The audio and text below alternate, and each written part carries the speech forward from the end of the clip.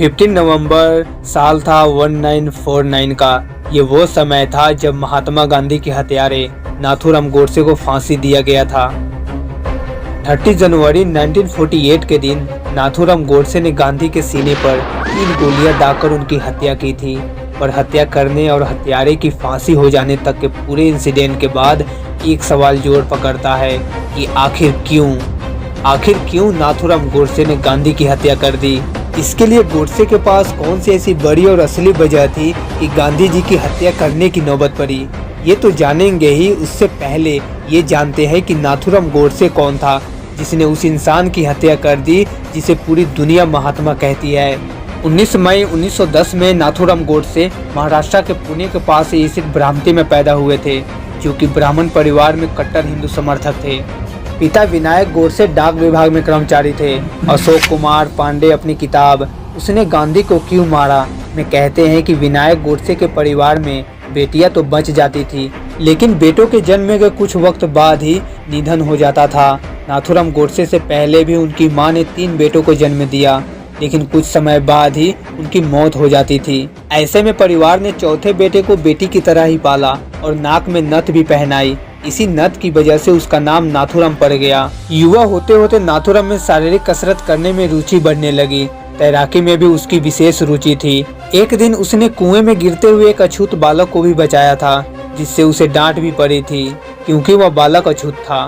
नाथूराम को पढ़ाई में खास रुचि नहीं थी। धार्मिक किताबें पढ़ना पसंद था, अंग्रेजी खास पसंद नहीं थी। तो नौकरी की तैयारी की बजाय कारोबार में हाथ आजमाने की कोशिश करने लगे। लेकिन तब तक पिता का तबादला हो गया, तो वहां से उन लोगों को रत्नागिरी जाना पड़ा। ये वही समय था जब वीर सावरकर को अंडमान निकोबार से काला पानी की सजा से मुक्ति मिली थी और उन्हें रत्नागिरी में अंग्रेजों ने नजरबंद कर रखा था। सावरकर पर किसी भी तरह की राजनीतिक गतिविधियों में भाग लेने पर रोक लगी हुई थी। यहाँ नाथूराम ने सावरकर से मुलाकात की। सावरकर उस वक्त अपने हिंदू विचारों की वजह से पूरे महाराष्ट्र में प्रसिद्ध थे। ये वही 1937 का समय था जब वीर सावरकर को गोडसे ने अपना गुरु माना था।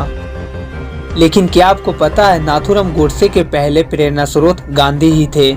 इस तरह की बातें सामने आती रही है, पर फिर गांधी के प्रति ये समर्थन धीरे धीरे नफरत में तब्दील हो गया था। पहली बार गांधी के सत्याग्रह आंदोलन की वजह से जब गोडसे जेल गए, तो वहीं से नाथूराम के मन में गांधी के लिए नफरत के भाव उभर आए।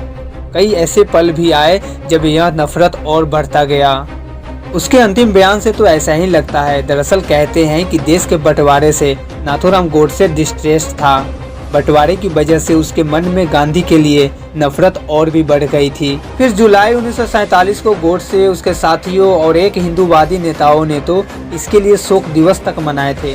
ऐसा इस वजह से क्योंकि तमाम संगठनों के साथ ही गोडसे मानता था कि भारत के बंटवारे के समय जो सांप्रदायिक हिंसा हुई है, उसमें लाखों हिंदुओं के मारे जाने के जिम्मेदार सिर्फ और सिर्फ महात्मा गांधी है।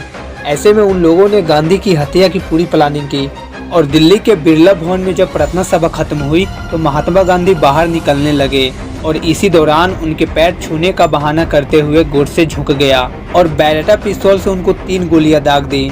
फिर चौथा गोली नारायण दत्तात्रेय आप्टे ने दागी, जो गोडसे के साथी थे, जिसकी वजह से गांधी जी की जान चली गई और जिन्होंने गोलियां चलाई वो वहीं खड़े रहे। तत्काल पुलिस ने गोडसे और आप्टे को पकड़ लिया।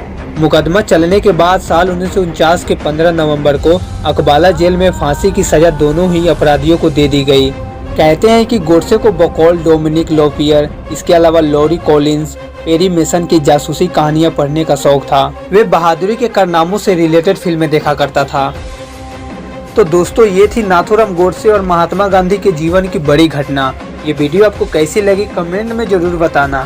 तो मिलते हैं एक और इंटरेस्टिंग वीडियो में। जय हिंद, वंदे मातरम।